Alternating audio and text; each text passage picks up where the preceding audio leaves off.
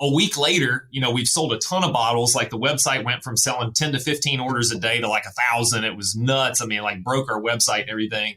And so the naysayers were still out there because Dan was still pumping out content, but people who had actually ordered the product were going back in and commenting on the new videos on the naysayers' comments saying, hey, you don't know till you Dano.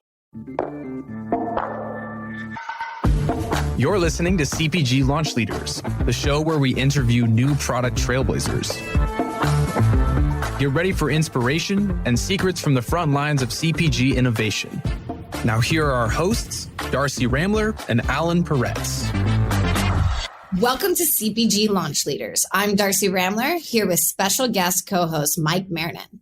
Alan is out this week, and Mike was gracious enough to jump in to fill Alan's shoes for this episode. So great to have you, Mike. Hi, Darcy. It's so great to be here.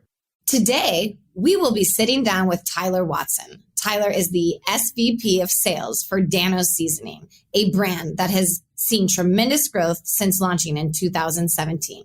Yeah, that's right, Darcy. Tyler's going to be telling us just how Dano's created that massive retail success through a mix of a number of things: some scrappy, hard-fought beginnings, some forward-thinking brand pivots, customer-focused authenticity, and at least one very viral TikTok moment. So let's get started. Tyler, we're beyond excited to have you on to share the story about the launch of Dano's Seasonings. Before we dive in, we like to start each episode with one particular question. Currently, what product has caught your attention in the market? Man, there are so many strange blends coming out from some of these category conglomerates. And one of those is Girl Scout cookie seasoning. I'm like, what the heck are y'all doing with this? There's absolutely no way this is going to live the long run, but great luck. It's awesome, actually. It's really neat, and my kids have liked it. But one other brand, I always love giving a shout out to these guys. They're good friends of mine, Wild Chips. It is wild what they're doing. And I may start snacking on these because I'm hungry this morning. But these guys, they make chicken chips. I mean, you would, the process, we've been to their manufacturing facility. They're good friends of ours, and it's just fun to see what they're doing. And they're a very disruptive brand in the chip space, making chips out of chicken. So that would be my two brands, or at least two products that I think are really, kind of making waves and doing some fun stuff. Maybe we need a little Dano and Wild Chips collaboration somewhere down the line. There's definitely plans for that, for sure. Already a couple of products I need to go out and try. So chicken chips is on the list. So let's talk about Dano's Seasonings. And first, if we could, tell us a little bit about your background, Tyler, and your role with the company. Sure. Loaded question, but I'll kind of start with me because that's my favorite thing to talk about. So I don't have a high school diploma. I actually have an 8th grade education. And, I was given a lot of great opportunities in my life, including this one. And so, I started in retail. I'm a dyed-in-the-wool retail guy. I love working inside of retail stores, being around people, being with the people who are in the field, talking to our shoppers every day. That's just was I was cooking out with a neighbor of mine, and him and Dan worked together at the bar, and we're grilling, and he's got this baggie of seasoning. And so we had our meal, and kids loved it. We loved it. And I'm like, okay, I got to get some of this stuff. So he's like, well, let me call Dan real quick and see if we can get you a bottle. So yeah, Wes is my buddy. He calls Dan and he's like, hey man, my buddy Tyler over here wants to try your seasoning. Dan's like, well, are y'all still hungry? Like I'm about to fry up some salmon, and I want to show you, if he only wants the original, I want him to try the spicy. Like bring him over to my house. I want to cook for him. Started with Dan then, we started selling behind flea markets, state fairs, food, places like that. I left for a little bit, went to UPS and started selling franchise stores, selling and supporting franchise stores for them. And then we'll kind of talk about the advent of the social media thing that happened with Dano's, and that's when I came back. So that's kind of it in a nutshell on me and the Dano's start. Amazing. So I know the product first launched in 2017, correct? And you guys were primarily an e-commerce brand to start with, and then had some pretty noteworthy social efforts, as you kind of mentioned, with the TikTok and the growth, including COVID and that era of viral video, which we'll touch on and hear about a little bit later. But can you tell us a little about Dano's origin story? Where did Dan come about this? Who is Dano, and so forth? Yeah, so his name's Dan Oliver. Again, he was a bartender and then a cook inside of a local bar. And so like if you ever visit Louisville and you mention the name Dan, everybody's got their own Dan story. They've met him somewhere, whether it was at a state fair or a flea market or something like that. But, I think truly, what happened from a regional standpoint was he just did every show. I mean, I remember in the early days, I'm like, Dan, dude, the only way we can make money right now is doing these shows. Like, we've got to do flea markets. We've got to do every state fair we can find. We've got to do barbecue festivals. Like, that's the way we're going to be able to make money right now. And so that was like his again, I think what it was what fueled Dan. And I can say this because I was right next to him at a lot of those booths, was when people would try his product and just watching them enjoy it and say, oh my gosh, that's good. I mean, I remember, the story of where all these puns came from. I said Dan Good earlier, Dantastic, Dan-O might be the best Dan seasoning you ever had. Those came from the state fair. Those came from a lady coming up to his booth and being like, honey, that's Dan Good. And he's like, no, man, we're family friendly brand with it's good. It's, and she's like, no, honey, it's Dan Good. And he's like, oh my gosh. And then the puns started coming out everywhere. And that's where we started to really kind of like craft a personality for our brand. Well, I give you hats off to hitting the ground, because that, when you start off and like you said, you're going to shows and fairs, exhausting. And to be relentless with that I applaud you guys. Feet on the street and those personal interactions, right, with your customers and your consumers, and being able to hear some of that firsthand is really important. So beyond that, with regard to that rollout, so obviously that was a very scrappy time. I think you probably agree for your company. So as you went to market, how did you see that trajectory kind of begin with regard to sales and taking off, beyond the festivals and the flea markets? Where did it go from there? Yeah, there was a host of kind of like local mom and pop butcher shops, boutique grocery stores, health food stores that kind of were fans. We call them Dan-O's fanos, who were early adopters and really, were rallying around this guy, right? Like Dan was still our brand was very much just Dan at that time. So I think they were rallying around it. So we would go approach all these kind of local boutiques and things like that. We never really knew anything about velocities or data or anything like that we were supposed to be compiling to build, sales cases and things like that for larger retailers at the time. We were just trying to get this brand off the ground and get it onto as many taste buds as we could. In 2018 was your first retailer, which was Kroger. Can you share a little bit about how this opportunity, to go from flea markets and doing all these sales to all of a sudden having some shelf space in Kroger is a huge success and a huge transition for you guys as well. Yeah, it was massive at the time it felt massive, right? Because it's just like this big conglomerate is coming around and saying, hey, we're willing to take your product on. But where it started we were actually with them yesterday at the Kroger grand opening. There was a company called Fish Market Seafoods here locally, and they're a direct to store delivery supplier for Kroger. And they represent brands that are mostly what we call Kentucky Proud brands. And so that's like an entity here in the state that supports locally sourced products. And so that's where we were able to get in front of they have a show every year. They do a Kroger show at various locations here locally. And so we approached them and I said, hey, listen, we'd love to be at your Kroger show. We'd love to just have a table set up.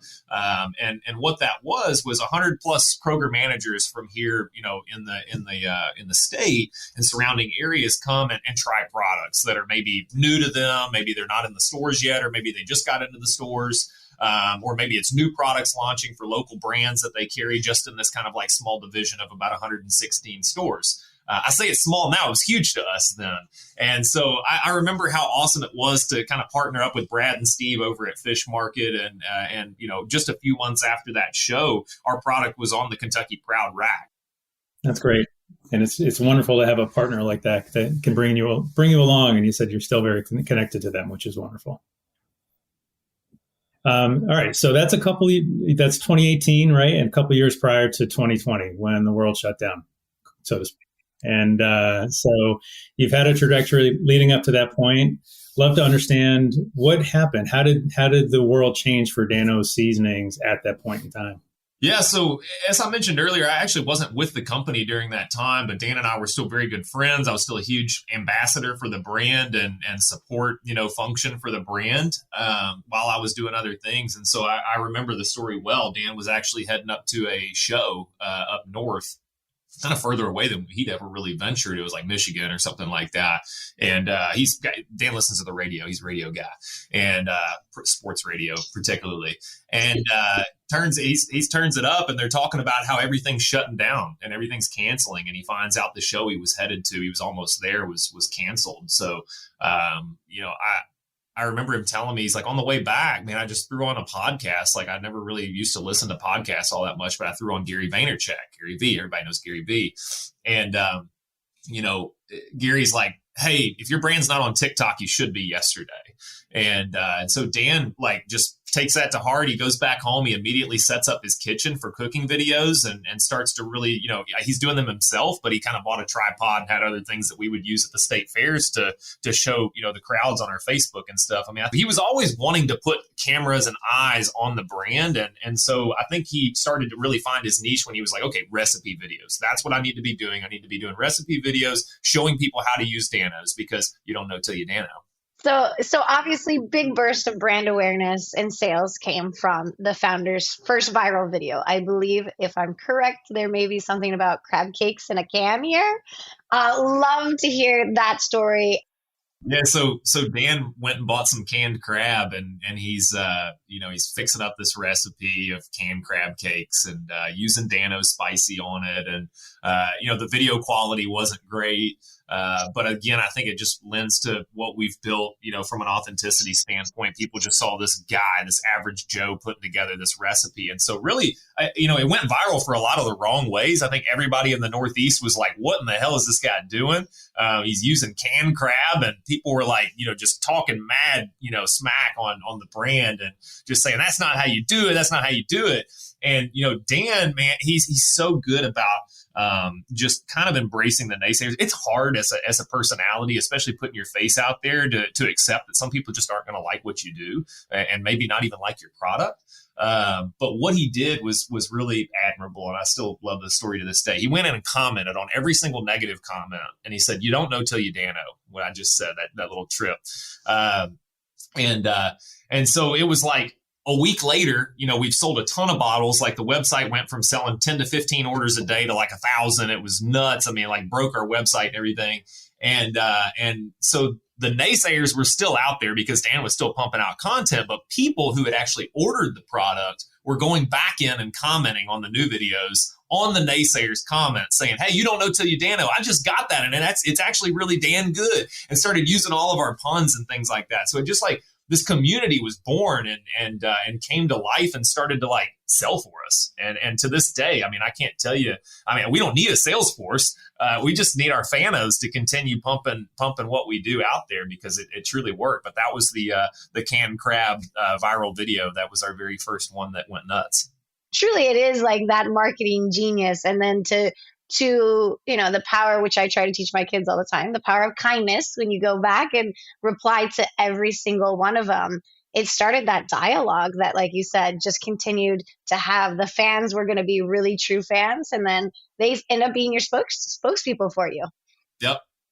I think another cool thing Dan does often, and we haven't done it as much lately, because I think, as we get bigger, we try to create way more structure, right? And you get bigger as a company, and you try to kind of stay in a lane. And so I think you lose sight of some of those things you did early on sometimes, but Dan loves taking frozen out of the freezer and being like, oh, this stuff's freezer burn. It's been in here for 2 years. I just found it, and we're going to see what we can do with it. And we'll see if Danos can save it. And that sort of content is what goes viral, because people are just like, oh, you could really do anything. And you have to remember, you guys have had such a grassroots starting. And brands, we just did an episode about this. We talked about PBR, Pat's Blue Ribbon, going back, people that go and then they start to get out there, but they go back to that grassroots. There is a reason it was so successful, and it is so successful for you guys, making sure you don't depart too far from that, because you can really alienate your consumers. So I love that he goes back and he's still often, there's, like you said, it brings that authenticity to the brand, but yet you can keep evolving it. No doubt. And shout out to PBR, by the way. Our VP of marketing was one of the people who helped really kind of bring that brand back to life. His name's Neil Stewart. And so I'd love to maybe see him on an episode one of these days. He's a great guy. Awesome. So as we continue on this timeline, so you've gotten to regional retail, all kinds of trade show, local roots efforts, and then COVID happened. And this is really as we understand it, when online sales really took off, right, for the brand. So when that shift happened over to e-commerce, just curious, taking a look at your consumer base, what did you learn about your e-com consumer as they compare to maybe your in-person consumer that you've been gaining a lot of insights around?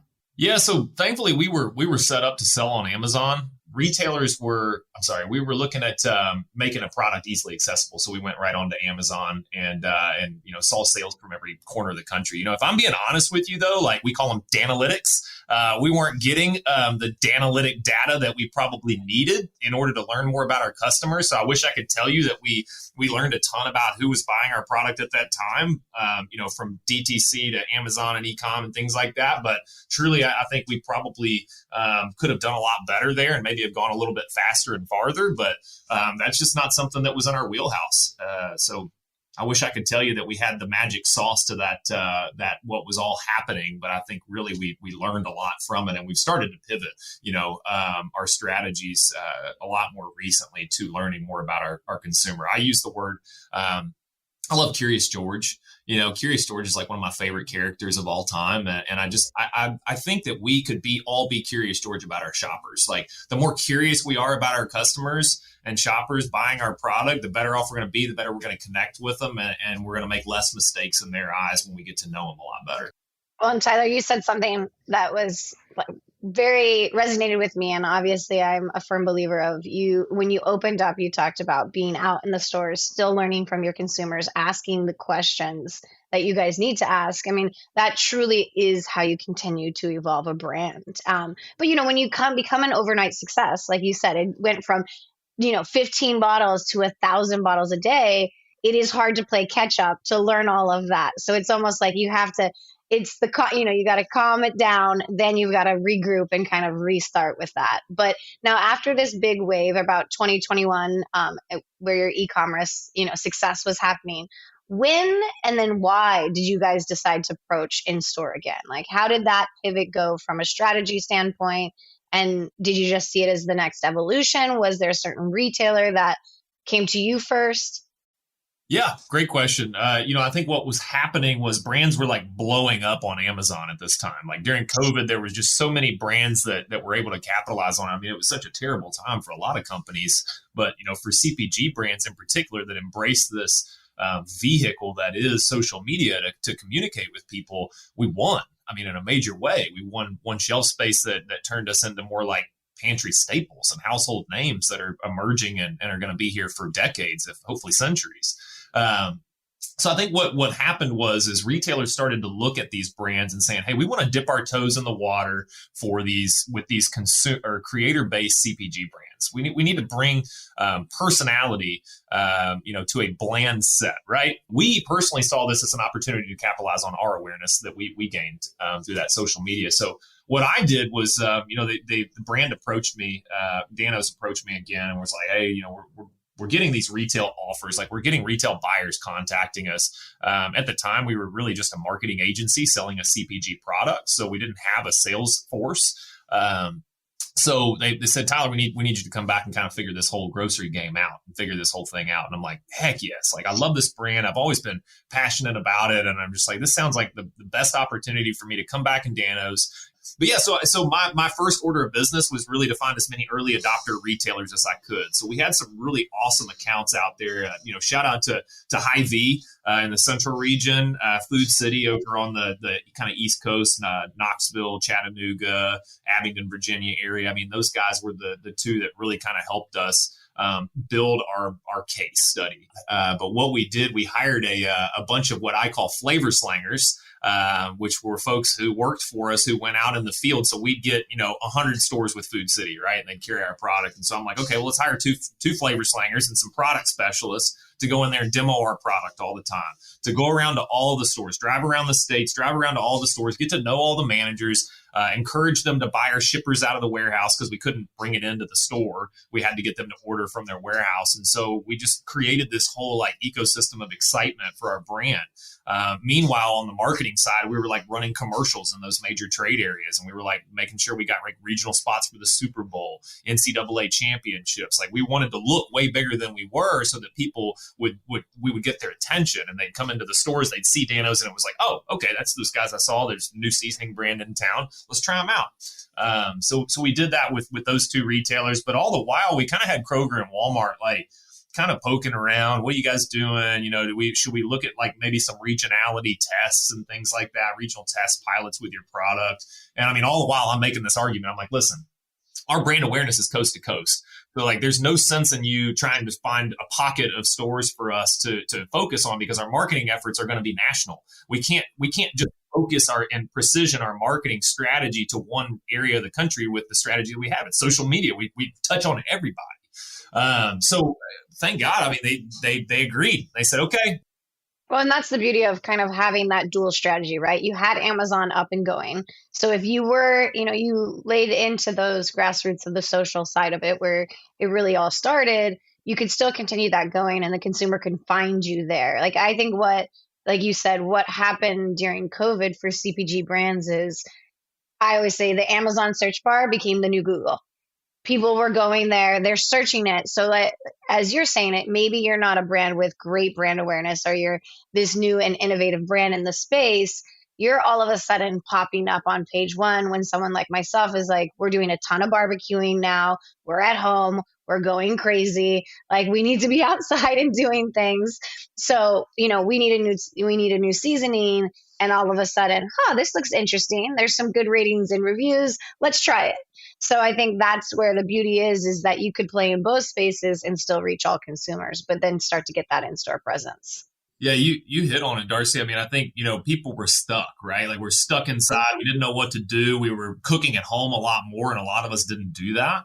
And, I think that's where our mission statement was born. And our mission statement, I'll share it with you, is we inspire the world to cook up a whole lot of fun.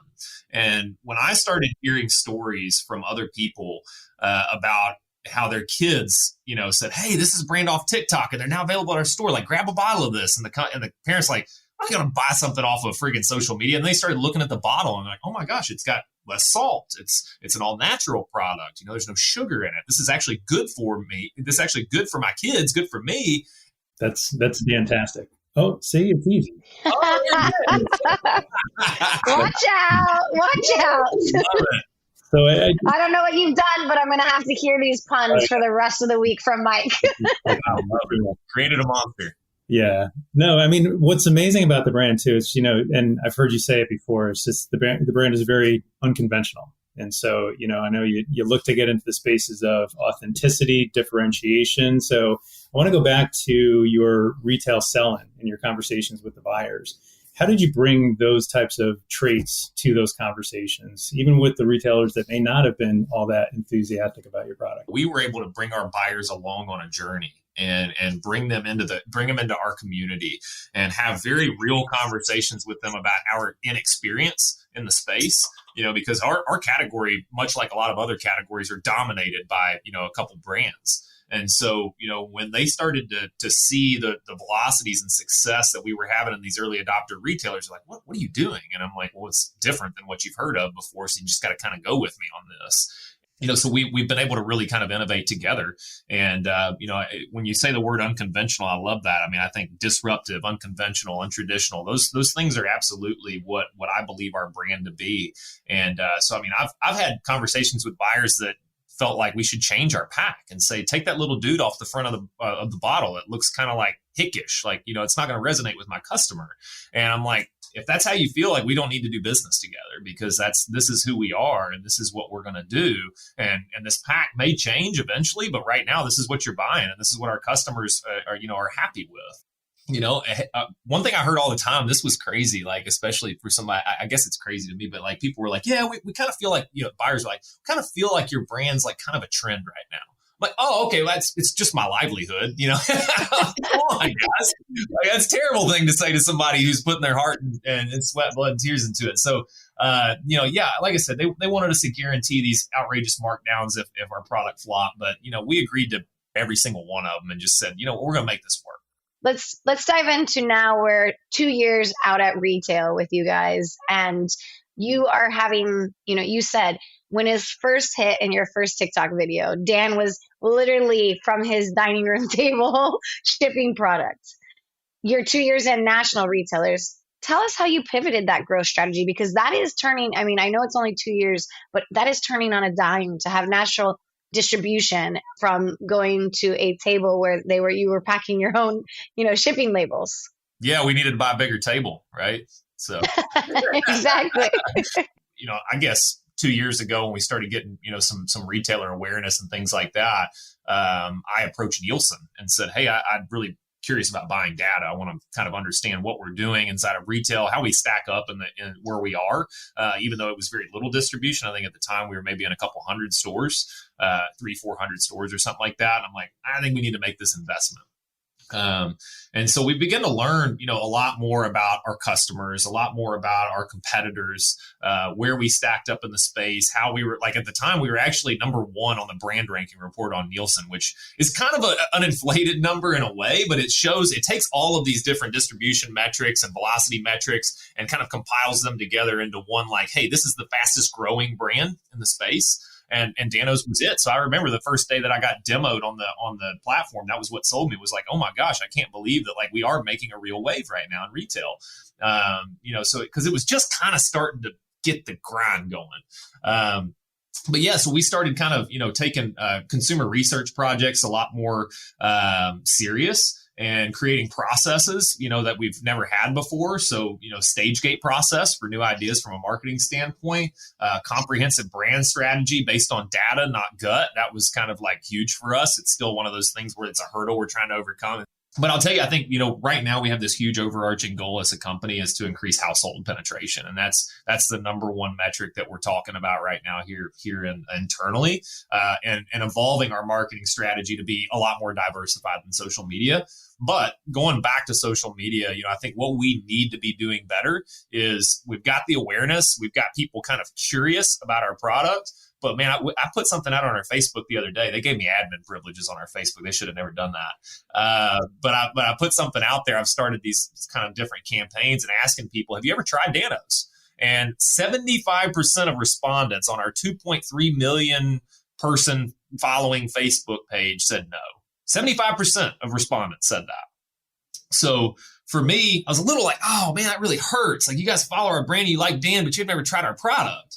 And, but really what I took away from it was like, man, the runway on this is like huge. And, so I'm like talking to our marketing team and our VP Neil over there. He's like, what's the word? And I'm like, it's conversion.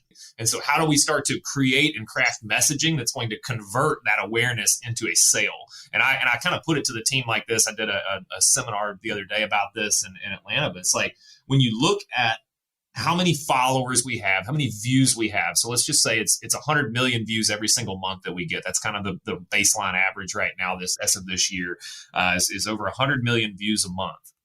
So that's huge. It's billions in a year.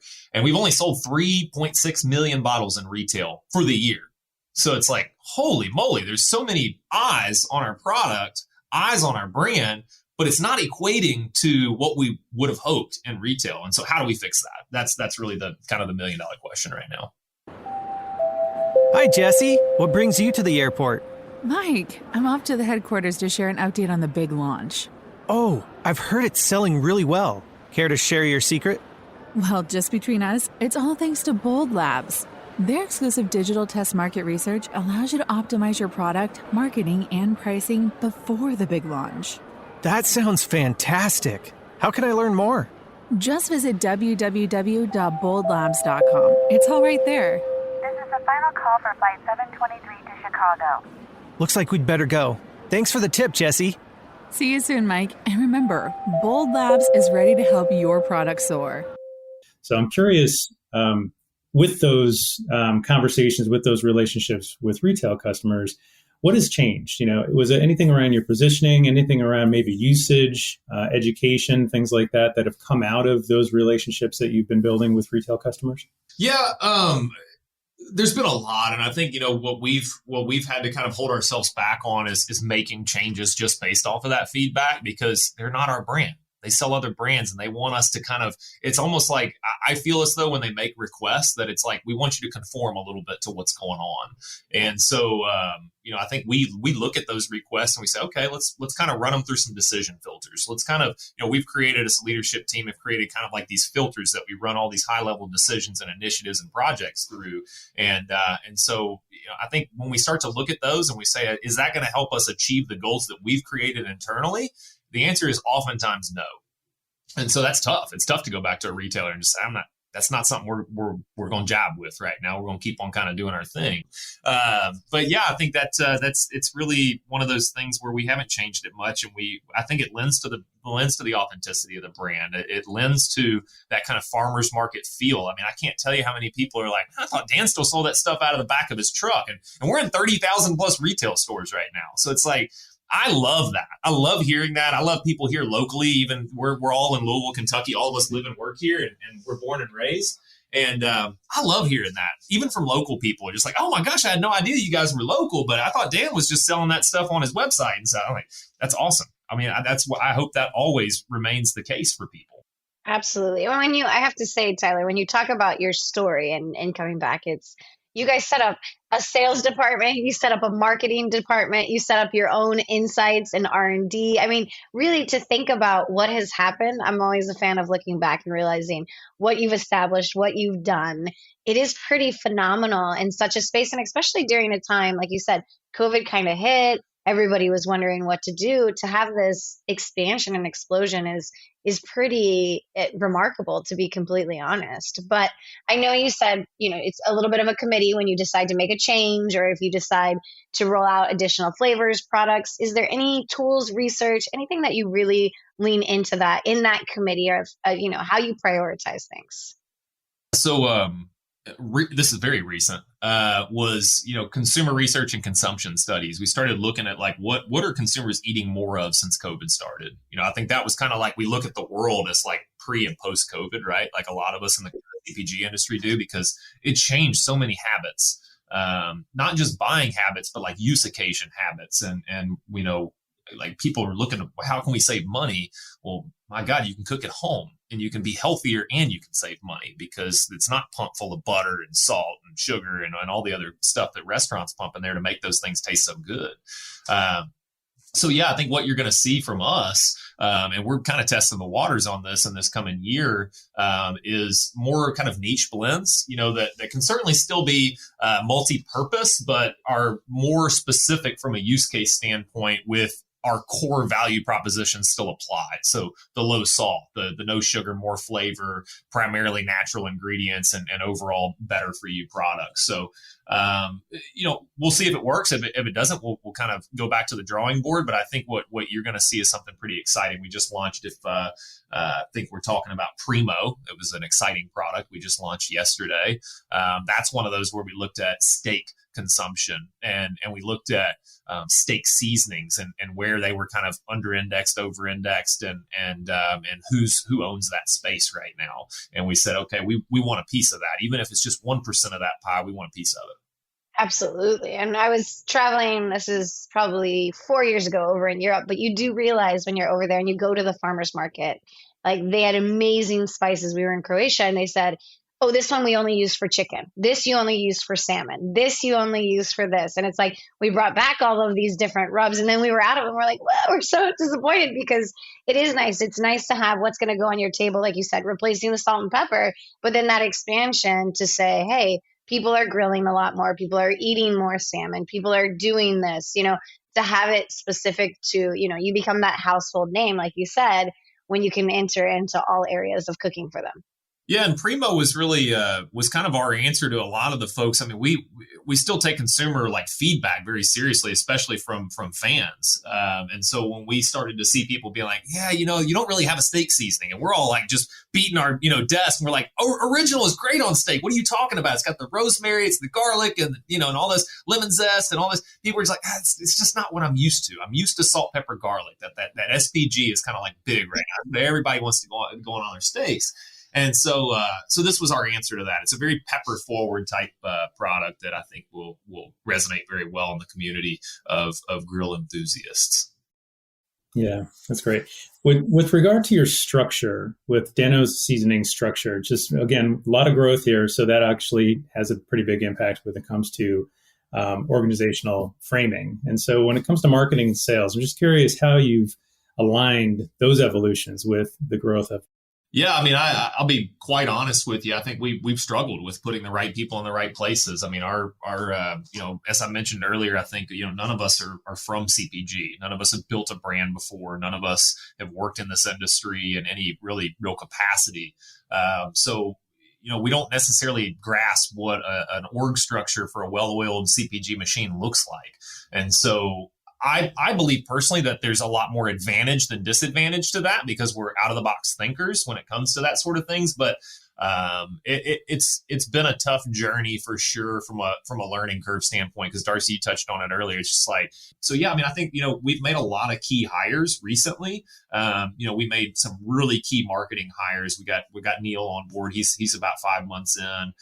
He brought in some really awesome folks from some pretty big brands, not in CPG necessarily, but from some other brands that understand strategy and analytics and commercialization. So we're starting to see some really interesting evolution take place within the marketing department itself from a diversification standpoint that I think you guys will start to see a little bit more of Dano's and more of a conventional method, going forward. And, in the form of things like shelf talkers and, demos and all the stuff that everybody kind of does, but with a unique approach to them. Unconventional approach. That's right. So let's get into some fun topics. Dano Fanos, how do you said you still take consumer insights and feedback, incredibly important. How do you engage with them? I know you just mentioned you did a little survey the other day, but how do you engage and then go forward? We've talked about you guys did this big social push and awareness play. How are you now looking at social from a conversion side of the fence as well? So I'll give you an idea of what Fanos truly is. So when I got with Dan, back in 2018, started working with him, exclusively. We had this group. It was called Dano's Fanos. It's a Facebook group, and it was, I don't know, maybe we had 100 people in it at the time, maybe 200 people. And this was like brand loyalists, right? Like people who really enjoyed it, people who had met us at state fairs, brought their phones out. How do we find you on Facebook? Those sort of people who really wanted to stay following the brand because they loved it so much. And so, as of right now, I want to mention that we're sitting over almost 240,000 members in that Facebook group. So it's a highly engaged group that we are going to take a lot of direction from, because these people, it's a huge panel, right? Like that's a massive panel of people who are following your brand. I think it's really interesting. We're all still on there. Like Dan engages daily. I engage daily. I would say, a number of folks from our staff are not only admins on there, but very active people, posting recipe content, letting people know which retailers are carrying us and things like that. But one thing that we did last week that was really special was we brought 2 mega fans from the Fanos group into town. But I think the main thing is like, when you're building a brand on social media, it can be so impersonal, and like that's not us. We want to love on the people that have helped us build what we've built over the last couple of years. And so like we were able to accomplish that last week. We were able to hug them, and tell them how much we appreciated them. With that, with everything you're going to do with that content as one example, what other examples might come to mind that you've done recently to help support the launch, the product extensions that you're doing, either in store?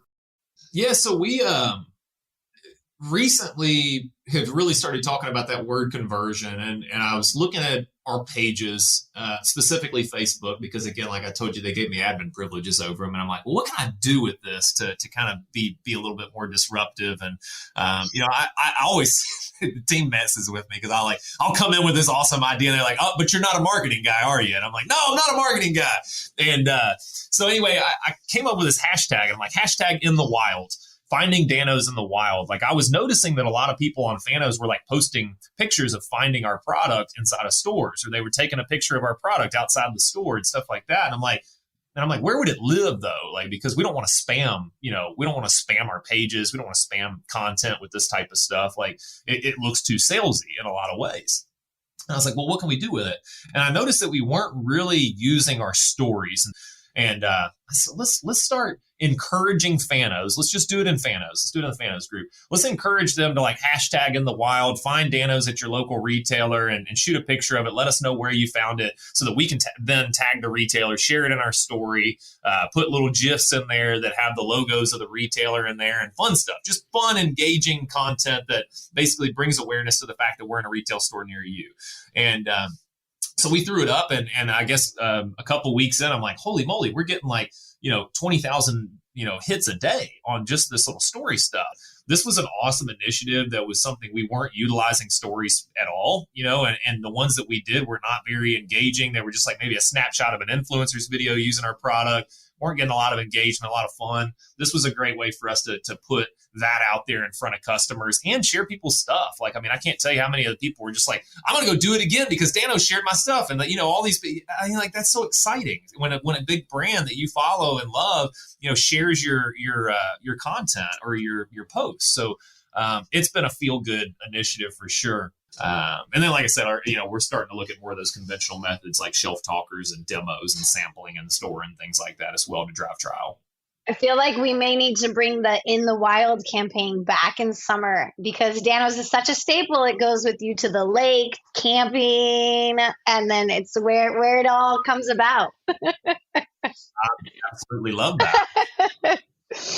Idea. So we know there's a ton of lessons that can be learned from successes. Like you said, you're always moving forward and sometimes not always having the chance to look back. But there's even more lessons to be learned in failures, especially with product launches and moving as fast as you guys have been. What would be maybe a lesson that you guys have learned along the way? Yeah, we had the Three Amigos, Original Spicy, and we had just launched Chipotle.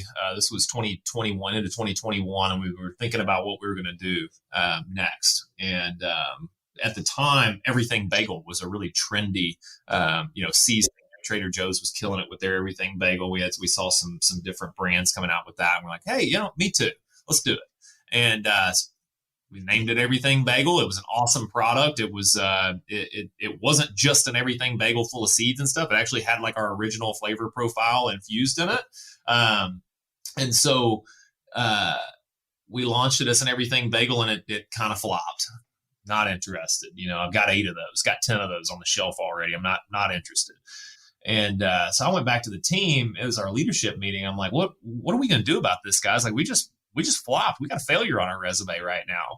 And we kind of started throwing some ideas out on the table. And our VP of supply chain was just like, what if we called it Crunchy? What if we just rebranded it and called it Crunchy? And we were like, what's the texture? What do you experience when you eat our Everything Bagel? And it was like, well, crunchy. It's got crunchy flavor. And so we rebranded Crunchy, and it took off. I mean, it took off online, took off in all the retail stores that we were at. Content was all about like, hey, we're changing the name of this because we heard you. We heard your feedback.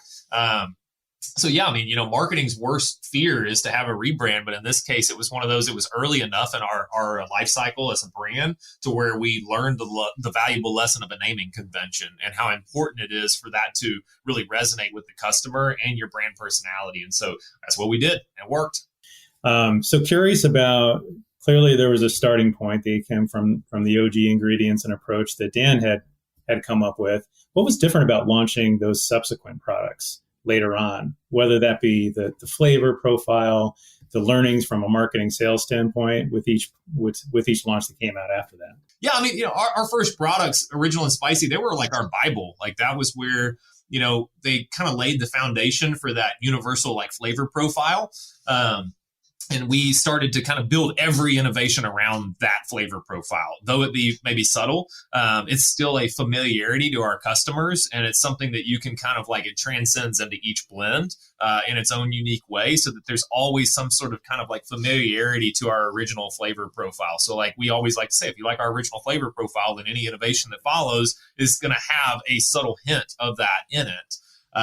With Spicy, all we did was add a little bit more cayenne pepper. I mean, it's not a secret. That's what we did. And it's an awesome, it's actually Dan's favorite flavor, and it's an awesome product. But yeah, I think it's really one of those things we just, the word familiarity is really important for a brand. And I think if you try to spread yourself too thin over, if you go look at the category, I won't call any brands out, but it's like, it's like, hey, we'll fill that spot if it doesn't work out. Hey, here's a blend. Here's what's on trend today, but we'll fill that spot. Like, we don't want that failure on our resume. We want our products, everything that we come out with, to be, a longevity play.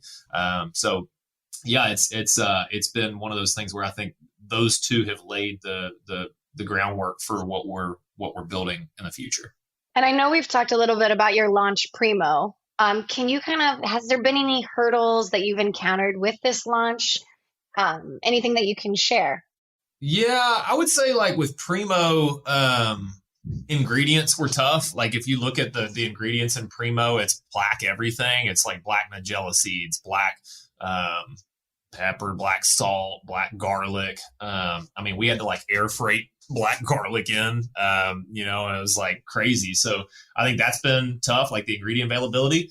Also what you kind of struggle with, like as a social media brand, is like there's really no secrets to keep. So like with a retailer, showing interest in a brand or a blend like Primo, like we only stocked up to sell it online because that's what we do. And so, when we get retailers coming in and be like, oh, I want to go ahead and place an order for that Primo I saw on socials, because we got our buyers like following our social media platforms now, which is awesome. We don't necessarily have that ability, for probably another couple months to really work on that and kind of fine tune everything. And so I think it's one of those kind of things. It's like a launch pad. We try to use e-com as a launch pad for these products before they go into retail to kind of drive demand and build some hype around those products that will eventually hit shelves in a few months. What are some of the insights or trend data that was behind Primo when that launched? Obviously, any launch is going to have a lot of insight and thinking that goes behind it. But what led to that particular variety? It was certainly, like I mentioned earlier, it was kind of like one of those things where we're like, we can't just keep creating all-purpose blend. And so we were like, okay, well, we got to get a little bit more strategic with usage case. So yeah, we dove right back into the category data and said, hey, listen, like steak blends, or dominate. They're dominating the category. They the high velocities. So we just wanted to kind of anchor in that particular flavor profile. And we're a very premium product. We're going to be the highest price per ounce you see in the category anywhere. And so we wanted to anchor that in and give people a little bit more health forward, better for you option for that. So that's what we're trying to do with Primo. Well, Dano's story has definitely been a phenomenal story. Can't wait to see where you guys are headed next. As we come to time, I want to give a special thanks to Mike for being a very dantastic co-host. See, I'm working on it. Yeah. But honestly, Tyler, amazing. Your story is amazing into CPG. Dano's story and launch is amazing. Thank you so much for sharing it. It is stories like yours that remind us to keep innovating, stay inspired, and let's all continue to redefine the world of CPG innovation. Thank you. Dano, Mike. See you guys. Thanks for having me. You've been listening to CPG Launch Leaders, a show from Bold Strategies Incorporated. Don't miss the next thrilling launch story. Follow the podcast on your podcast player now. Please give us a rating, leave a comment, and share episodes with your friends. Until next time.